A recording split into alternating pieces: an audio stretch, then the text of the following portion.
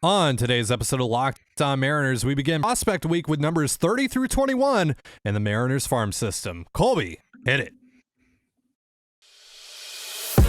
You are Locked On Mariners, your daily Seattle Mariners podcast. Part of the Locked On Podcast Network, your team every day. It is Tuesday, January 31st, 2023. This is Trident Gonzalez and Colby Patnode for the Locked On Mariners podcast, brought to you by FanDuel, the official sportsbook of the Locked On Podcast Network. Make every moment more. Visit FanDuel.com/LockedOn today to get started. Thank you so much for making us your first listen. Subscribe, like, and turn on alerts if you're watching on YouTube, or subscribe and leave a 5-star review on your preferred podcast platform if you like what you hear. And if you want to hear from us even more, please consider signing up for our Patreon. The link, as well as our social accounts, is in the description below. On the show this week, we'll be ranking the 30 best prospects in the Mariners farm system, starting today with numbers 30 through 21. So get ready. All week long, we're talking prospects. That's really all we're going to be talking about unless some news breaks. But Colby, before we get into our list, can you explain a little bit about what your process was like crafting this list, considering, we don't see these guys? Yeah, I mostly just guessed. I thought, oh, that name sounded cool, so I just put that there. Throwing darts. Literally. Yeah. It's amazing how close our darts landed when we both just threw darts. Or perhaps that I threw darts and it was still more accurate than your analysis. But yeah, when you're looking at prospects that you don't get to see, like we don't get to see, and we don't have we have some information that maybe the general public's not privy to, but not a lot.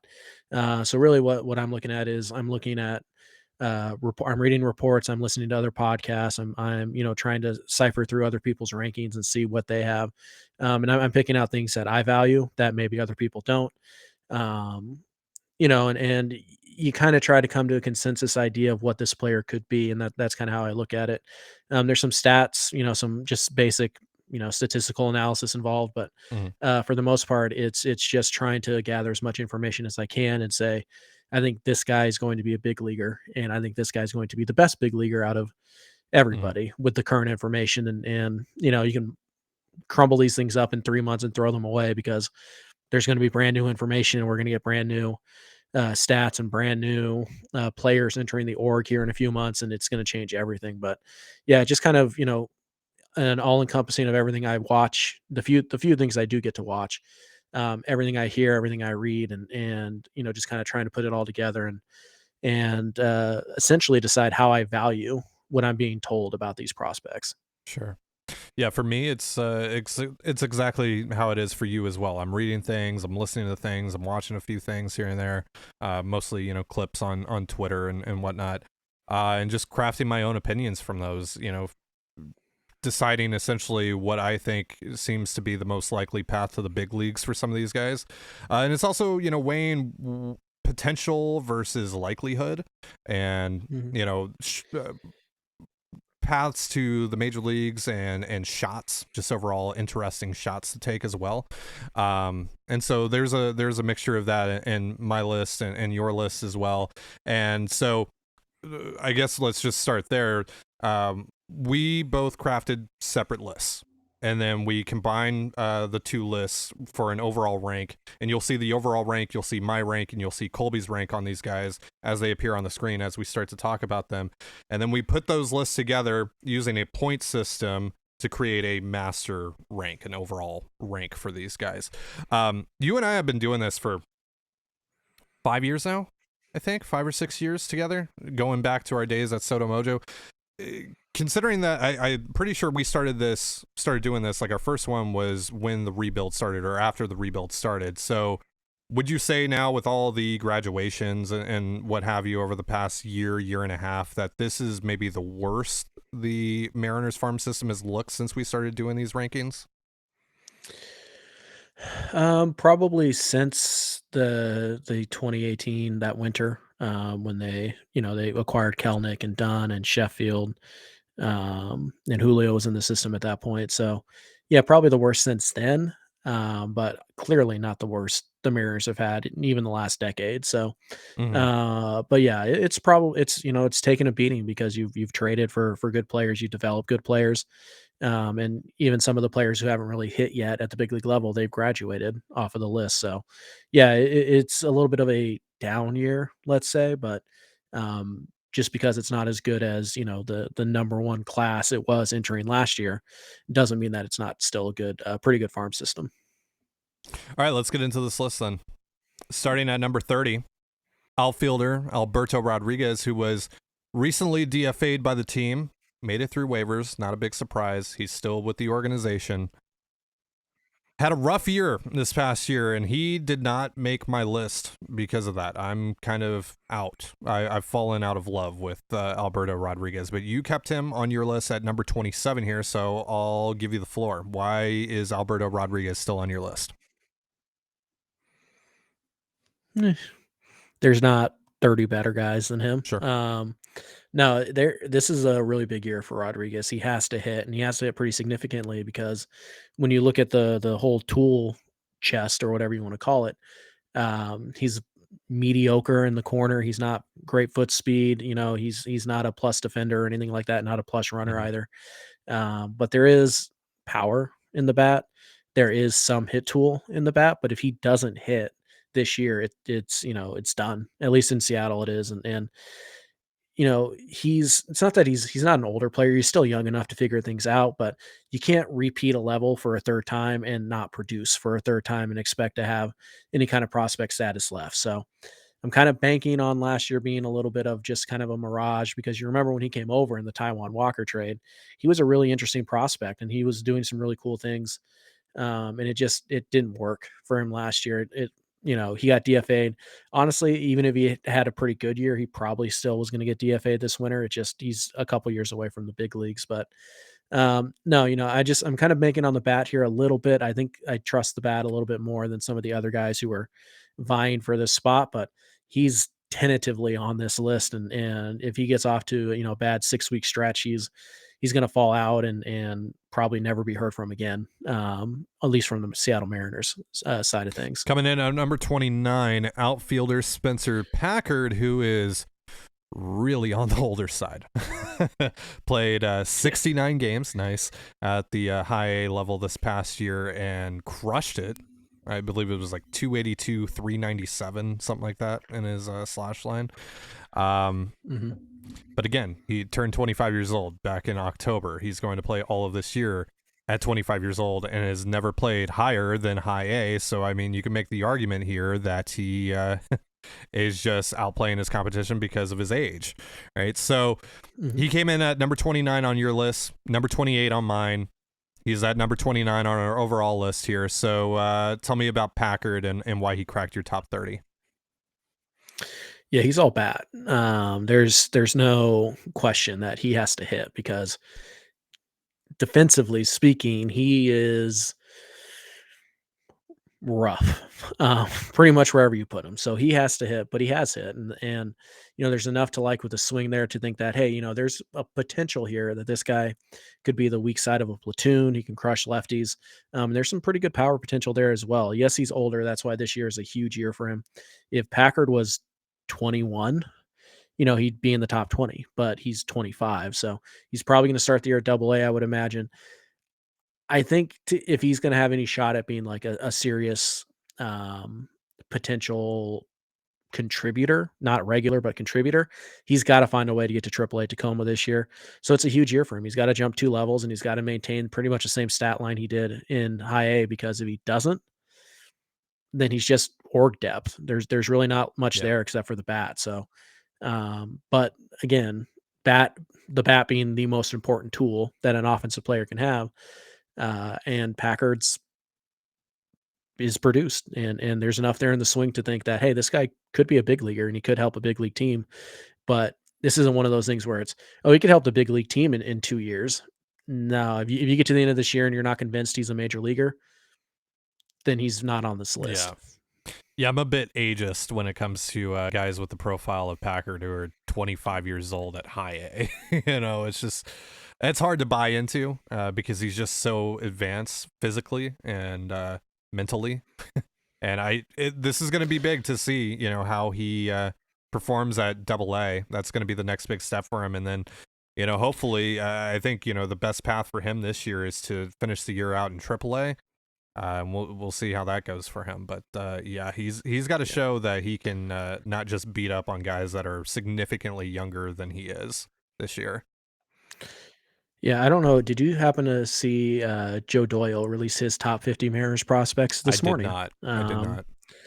Okay. Well, if you guys think we're a little high on Spencer Packard, it should be noted that Joe Doyle, official friend of the podcast, has Spencer Packard at 21. So he's a believer in the bat here. I'm interested to see again, who he has or who's behind Packard on that list. Ironically, one spot, Alberto Rodriguez. Oh, wow. So there you go. So yeah, Joe believes in the bat. Okay. All right. That's interesting. All right. We got 28 through 21 coming up here in just a moment. But real quick, a reminder, this episode of Locked On Mariners is brought to you by FanDuel. This year, the only app you need at your Super Bowl party is FanDuel. It is the America's #1 sports book. We're really excited about our new sports betting partner for Locked On because they're the #1 sports book in America. And if you're new to FanDuel, that's even better. They have so many great features that make betting on sports fun and easy. Download FanDuel now so you can bet on Super Bowl 57 with a no sweat first bet. You'll get up to $3,000 back in bonus bets if your first bet doesn't win. FanDuel lets you bet on everything from the money line to point spreads to who will score a touchdown. And right now, a score in the first minute of the Super Bowl sits at plus 4,000. The FanDuel Sportsbook app is safe, secure, and super easy to use. Best of all, you can get paid your winnings instantly. So join FanDuel today at FanDuel.com/lockedon to claim your no sweat first bet on Super Bowl 57. That's FanDuel.com/lockedon. That's LOCKDON. Make every moment more with FanDuel, the official sportsbook partner of the NFL. You're listening to the Locked On Mariners podcast. Thank you again for making us your first listen. Let's get back into these prospects, Colby. We got a tie, our only tie of the day. There are a few ties on our list, but that's more so, actually, there's quite a few in the top 10, so that'll make for some pretty fun debates. But coming in, tied at 27, right-handed pitchers Travis Kuhn and right-handed pitcher Tyler Guff. Both of these guys came in on 25 on our list, but they only came in on one of our lists each. So the other, you didn't rank Tyler Guff. I didn't rank Travis Kuhn. Let's start with you here on Travis Kuhn. Why do you like Travis Kuhn? Yeah, there's certainly a major league ceiling on Kuhn, which I can't say about Guff quite yet. For the record, Guff was in the 31 through 35 range. I did consider him. But ultimately, Kuhn is a guy who I think is going to sit 94 to 97 with a pretty good slider. Thrown from a pretty funky arm angle. He had an up and down year last year, statistically speaking. So much so that the Mariners didn't even protect him in the Rule 5 draft, which was a bit of a surprise, but then again, nobody took him. Yeah, the profile here is definitely he's a middle reliever. If you're looking for a Penn Murphy type to kind of come out of nowhere this year, I think it's Kuhn. I think he's well short of a high leverage arm, but I do think he's going to be a solid middle guy for a pretty good bullpen as soon as this year. But he does need to produce a little bit more than he did last year. It was not a great season for him. Yeah, for me on Guff, he's really interesting. He got into the high 90s, I believe, during his prep years, especially later on in his prep years. But he's mostly been kind of a low 90s guy, has a couple of breaking balls that he's been working on.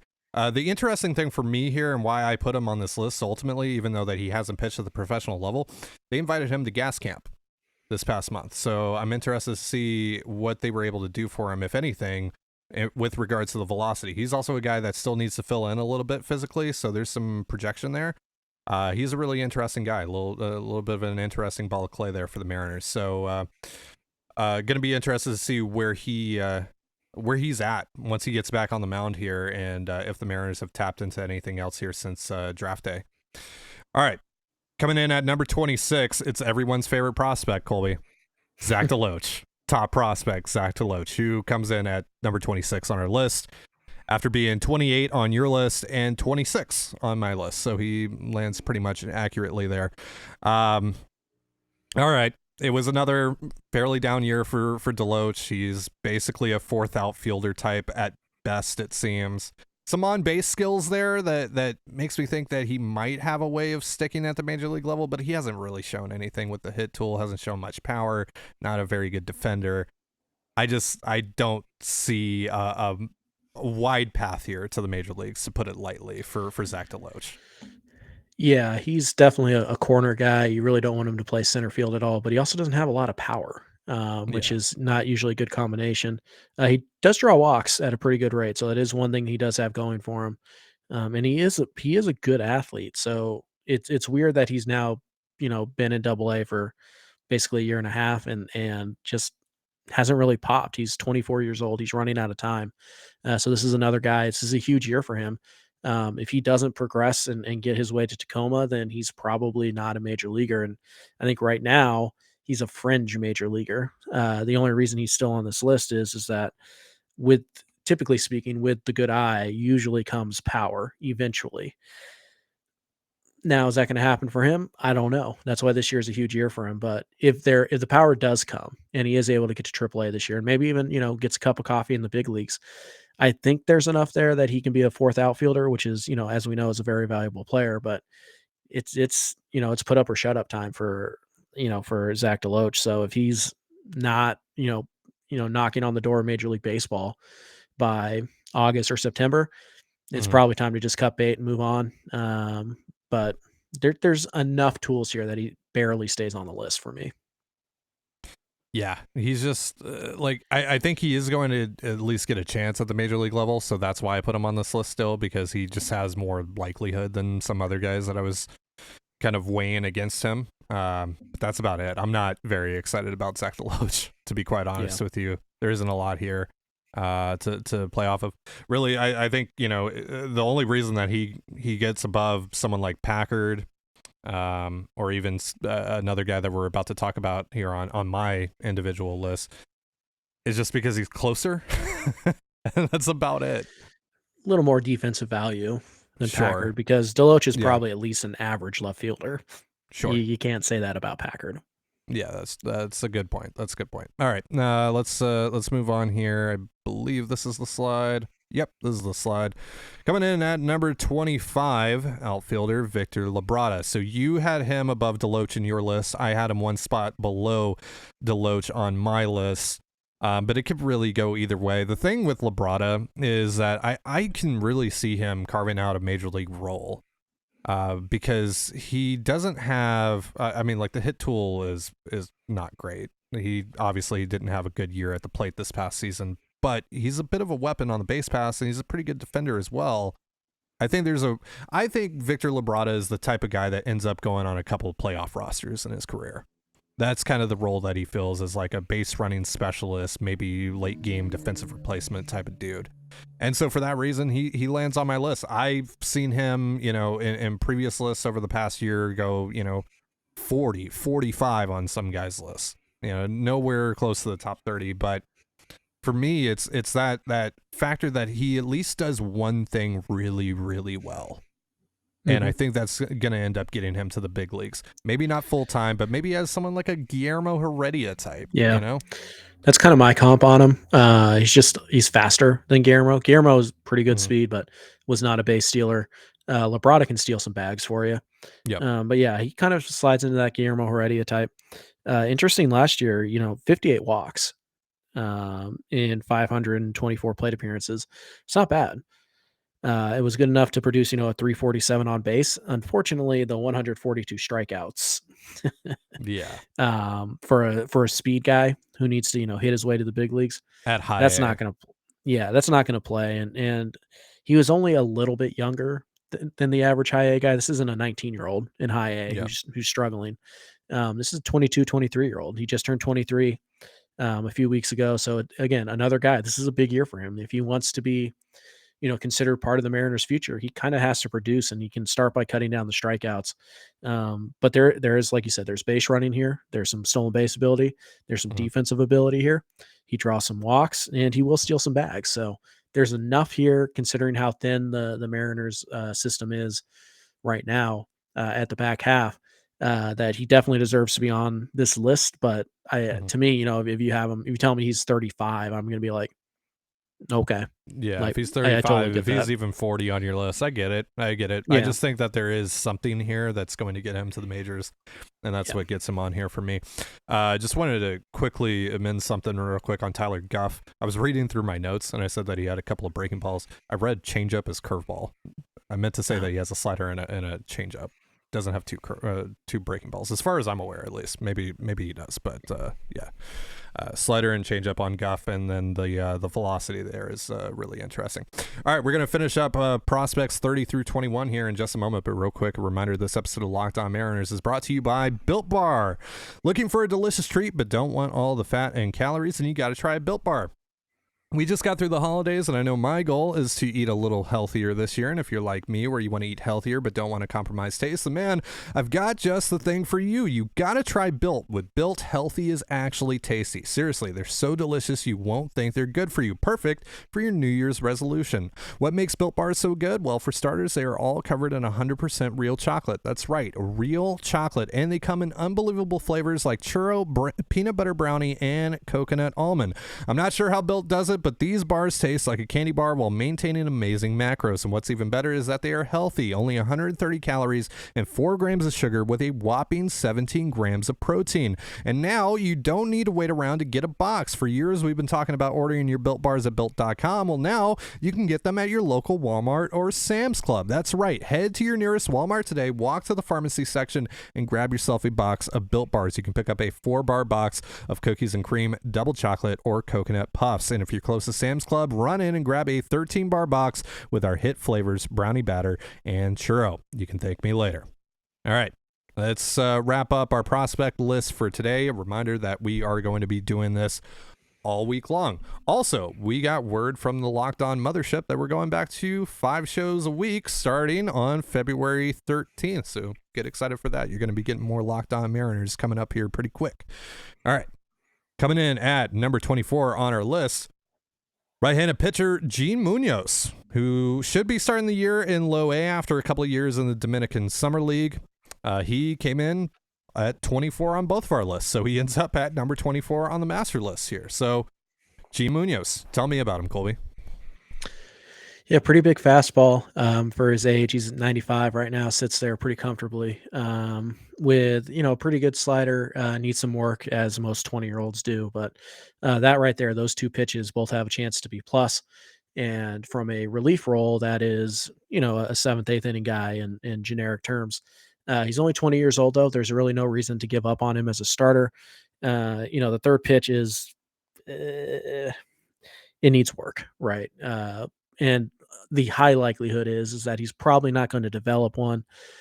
So my ranking is kind of him as a reliever, but I don't want to rule out the starting thing yet because it is 2+ pitches to start with, and relatively good control. Again, still things to clean up. He's going to make a stateside debut this year, but he's a guy that I could see really popping this spring. And as a reliever, I don't know. He might be a year away from the big leagues as a relief prospect. Mm-hmm. As a starter, he's probably 3 or 4 years away. Mm-hmm. But there's a lot to like here. The fastball is very good, and the breaking ball is certainly flashes as an above average secondary pitch. And those two pitches together, you shorten him up, you put him in the bullpen, and you ask him to, only get 3 guys out. He's probably throwing 98 to 100 with a pretty good breaking ball to back it up. Yeah, I put his ETA on this list as 2026, but that's as a starter. If he can, if they get him out of the bullpen here, and I think that's actually what's going to happen here, then I if all goes according to plan, that ETA might go down to 2024 for Munoz. Now, we need to say that he's not the same pitcher as another guy named Munoz in the Mariners organization. He's not that. But I think there's an opportunity here for him to get into the upper 90s pretty consistently with that fastball. Yeah. And speaking of, he was in gas camp this past month as well. So, Who knows? You know, we hear the stories about these guys going to gas camp for the Mariners and then coming out with a tick or two more velocity on their fastball. So, you know, we'll see. All right. Coming in at number 23 on our list is a new arrival for the Mariners organization, JB Bukauskas, who has made his major league debut already. He pitched in the majors in 2021, but hasn't really worked out for him too well. He's dealt with some injuries. He's now in the Mariners organization after spending the last few years with the Diamondbacks. But there's some interesting stuff here, Colby. What do you think? Yeah. I think we're probably going to be the only people to rank him of all the Mariner ranks, because he is technically a prospect, Yeah. even though he's made his major league debut. He hasn't reached that qualification. He's still, so in our standards, he's still a prospect. By the way, yeah, real quick, did you consider at all their Rule 5 draft choice? Chris Clark? Yeah. Yeah, it's like 28, 29. Yeah. Somewhere in that range. Yeah. I did. Yeah, I did too, but he fell out mostly because I don't think that he's going to end up making it, and it just kind of feels pointless. Yeah, I'm kind of like, what's the point of getting excited about him? He's because going, he's probably going to be gone by April, or by the end of March. So yeah. So yeah, I'll cop to that. There was a little bit of like, ugh, why bother? But yeah. I guess you could say the same thing about Bukauskas, but it's one of those things. I look at that profile, former first round pick, 6 foot tall, so he's a little bit on the shorter end relative to major league pitchers, but first round pick for a reason. Fastball 93 to 96 with some run on it. A changeup that in college was an elite pitch now is kind of barely been used, and a pretty decent slider. So I think there's a chance here to have 3 pitches of 55 to 60 grade or better. Throws strikes relatively well in the minors. At least he did early in his minor league career. Since the 2021 shutdown, he's kind of lost it a little bit here. So it's a fresh start for him. But again, just raw stuff wise, we're talking 93 to 97 with a fastball, good slider, and a changeup that used to be plus that he doesn't really throw anymore. So I look at those three tools in combination with being a pretty good athlete, the generic ability to throw strikes for the most part, and putting that in the Mariner system and just kind of having them get the most out of him. I think there's a chance here that he is a valuable reliever for the team this year. And I still don't want to rule out the possibility that he goes to AAA Tacoma and actually gets some innings as a starter, because there's a chance with 3 above average pitches and average command and control that he's a number 4 starter. Yeah, that's why I put him on my list, because there's actually a chance that he can start. And now I didn't remember that, I guess it just didn't really register in my head that he was still a prospect, so I kind of added him after the fact. But yeah, the chance to start has me intrigued. If he's just a reliever, he's probably not making this top 30. But that outside shot that he can make his way into the rotation for me is why he landed here, and why he landed, relatively high on this list as well. So I'm very intrigued by JB Bukauskas. All right. Agreed. So coming in at number 22 is a favorite of ours, Colby. Hogan Windish. Former draft pick in 2022. He landed at 23 on your list, 21 on mine. He crushed it in low A in his first year of professional ball, first half year of professional baseball. It's all going to rely on the bat, though, for Windish here. So tell me about that. Why do you have faith that he might be able to continue this tear that he's been on? He's done it everywhere along the line. He's going to start the year in Everett. I would be shocked if he didn't. Honestly, he could start the year in Double A, and I wouldn't be shocked. But the Mariners typically don't like to do that. This is a guy who was the most productive 2022 draftee last year, period. Like no qualifier, not for the Mariners, not in the American League West. He was the most productive player to be drafted last year, in their minor league debut. Now, again, part of that is because, like you said, he's 23, 24 years old in A-ball. So yeah, you kind of expect him to be up there, but there's a real hit tool here. He's got a good feel for his swing. He'll use the whole field. He's got a little bit of power, some above average power. He has good, CTZ skills. He'll draw walks. He'll put the ball in play. There's a lot to like here, and there's still obviously work to do, because if there wasn't, we would have him higher. But because he's 23, 24, and he's just now kind of starting his professional career, We need to see it against higher level pitching before we feel comfortable moving him up the list. But I watch him hit. His swing kind of reminds me of Michael Young. If you Mm, guys remember him from the Rangers back in the day, just nowhere near the athlete. He's probably going to end up at first base, which means the power needs to be there. But I would say this, and Mariners Mojo, if you're watching, you can clip this and you can use this. Hogan Windish is the next Ty France. Very similar profiles coming out of college, later draft picks than they probably should have been, but just crushed at the minors, crushed in college baseball, crushed at high school. Doesn't really have a position. Maybe he could play second, maybe he could play third. No, he's probably just first. Does he have enough power for first base? And then you look up, and 3 years in, he's hitting 280 with a 350 on base, and 30 doubles and 20 home runs. And you're going, huh? How did we not see that coming? Even though that's literally all he did for his yeah, entire career. yeah. So, yeah, I think Windish, there's a little bit of Ty France there, just in terms of overall production. I think the player comp that I would use, and I've used for a while now, probably most of you don't even remember who this guy is, but Ty Wigington is a guy who he kind of reminds me of. That is such a pull. That is such Yeah. a pull. All right. Yeah, I mean, I agree wholeheartedly. And, this is the thing that we kind of have to say a little bit with, a little bit, not fully with Spencer Packard as well, because, at a certain point, you can't ignore minor league production. Yeah. So this is going to be a big year for Hogan Windish. This is going to be a big year Mhm. for Spencer Packard. This is going to be a big year for all those guys who are a little bit on the older side. But look, Cade Marlowe is going to be someone that we end up talking about, I believe, tomorrow. And he's kind of on that similar path. And, maybe Hogan Windish and Spencer Packard can follow in Cade Marlowe's footsteps. Obviously, these guys do it a little bit differently here. But the offensive production, didn't Windish post like a 192 WRC plus or something this past year? Like that's ridiculous. You have to acknowledge that. You have to that just has to catch your eye. Another guy who's just dominating at the plate is Robert Perez Jr., who comes in at number 21 on our list. Bobby Bombs. He was 20 on your list, 22 on mine. Actually, I think I got his WRC plus and Windish's WRC plus confused. He had a 192 WRC plus at high A this past year, hit a ton of home runs, won the home run derby in his league, all that good stuff. He is really fun. And I think if he has another pretty good year here, we're talking about him factoring into the Mariners' major league plans of some kind in 2024. So tell me about Bobby Bombs.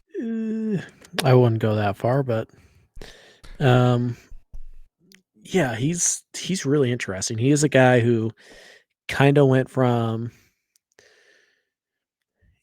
like, oh yeah, he's just a guy who just hits home runs in the minors to like, oh no, there's a little more skill here with the bat. He'll draw walks. He'll use the whole field, to kind of being like everybody's like sneaky good, like, hey, this guy can really hit, type of prospect. And so it's been kind of a weird transition year for him. He repeated the level last year, and he had this great success, and people were like, oh well, he repeated a level, so what?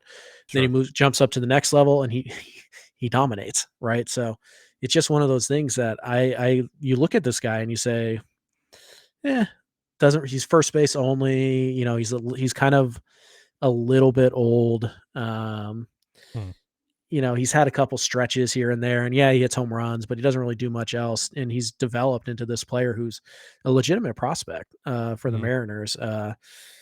Again, I don't know if he's an everyday type of player, but I kind of look at the profile and I kind of look at the style that he plays with, and I'm like,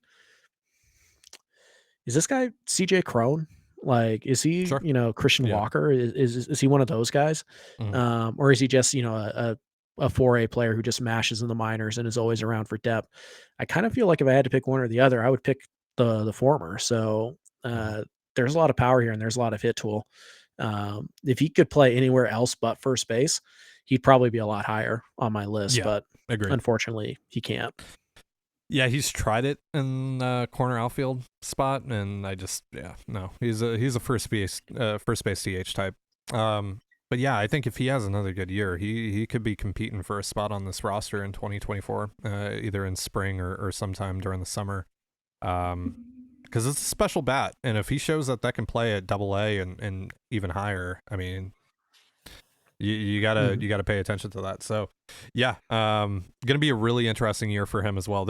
I think that's kind of the running theme with a lot of these guys that we talked about today that fit in that 30 to 21 category. We talked about earlier on in this podcast about weighing potential versus likelihood. I think there's a lot of both, I guess, but there's quite a bit of likelihood here in terms of just these guys keep on hitting and hitting and hitting at every level that they play at. And it's too tough to ignore. But there's obviously very glaring flaws with these guys as well, like a Robert Perez Jr., who's, a little bit on the older side, not like a Spencer Packard, but he's also, he can only play first base and DH, right? Like a Spencer Packard, who's not very good defensively, is 25 years old and has only played at high A, right? So there's obviously those glaring flaws, but the production is just, it's really something. So yeah, right. A lot of these guys have big years coming up, and that's kind of what all ties them together. So yeah, real quick before we hop off, any guys that did not make your list that you want to just quickly mention?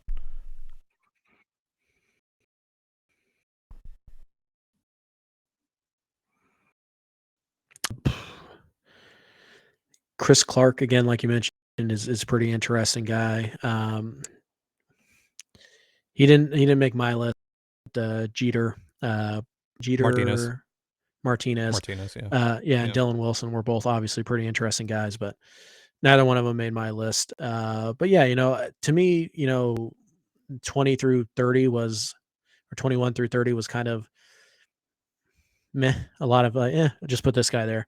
And the next two rounds are where like the really cool decisions are made, because I would say 1 through 20, the Mariners, or 1 through 22, 23, the Mariners system actually has a lot of really fun players in it. So yeah, agreed. And then I would throw Josh Hood in there as well as just kind of a potential utility guy who's got some bat speed and some power, and might be Dylan Moore. So those are just a few guys. Yeah, Kendall Meza, another guy that they just recently signed a couple weeks ago in the international signing period. He's 16 years old, but he's 6'1", 155 pounds. There's a lot to build on there, and he's already flirting with mid-90s on his fastball. That's a really interesting profile to me. Ricardo Cova is another guy. He repeated the DSL this past year, but he can play all over the field, and he crushed it offensively. And he's only 18 years old. He might be someone that ends up making his way stateside this year, so someone to keep an eye on there. Yeah, but overall, you and I were more or less in line for the most part. We pretty much are really in line with one another throughout this list. I don't think there's a huge disparity between placements on certain guys. Maybe once we get into the top 10, but like I said, there's going to be a lot of fun debates there to have with the top 10. I think we have like 3 or 4 ties where it's mostly just like, I put this guy at 3, you put this guy at 4, Right. And so that's kind of how we ended up there. But yeah, I think this is a pretty good list. And I think right now, the current state of the Mariners farm system means there aren't many surprises. Right, because there aren't a lot of guys that are truly standing out, and even for the guys that are kind of just, they all kind of fit in like a little, bargain barrel essentially, like the Hogan Windishes of the world and the Victor Labradas of the world. They all kind of just fit somewhere nicely in that 20 to 30 range. So, yeah. All right. Well, that's gonna do it for our show. Again, we're gonna be back tomorrow for prospects 20 through 11 in the Mariners farm system. Thank you so much for joining us here on the Locked On Mariners podcast. For Colby Patnode, I'm Trident Gonzalez. Be sure to give us a follow on Twitter at LO_Mariners. You can follow me at Dan Gonzalez, that's DANEGNZLZ, and Colby at CPAT11, that's CPAT11. You can also find all that stuff in the description of this episode, and thank you again for making us your first listen. Now, speaking of prospects, make your second listen Locked On MLB Prospects. Host Lindsey Crosby is a prospect encyclopedia, and he's going deep on the MLB stars of tomorrow. It's free and available wherever you get your podcasts, just like us. And with that, have yourself a beautiful baseball day, and we'll see you tomorrow. Peace.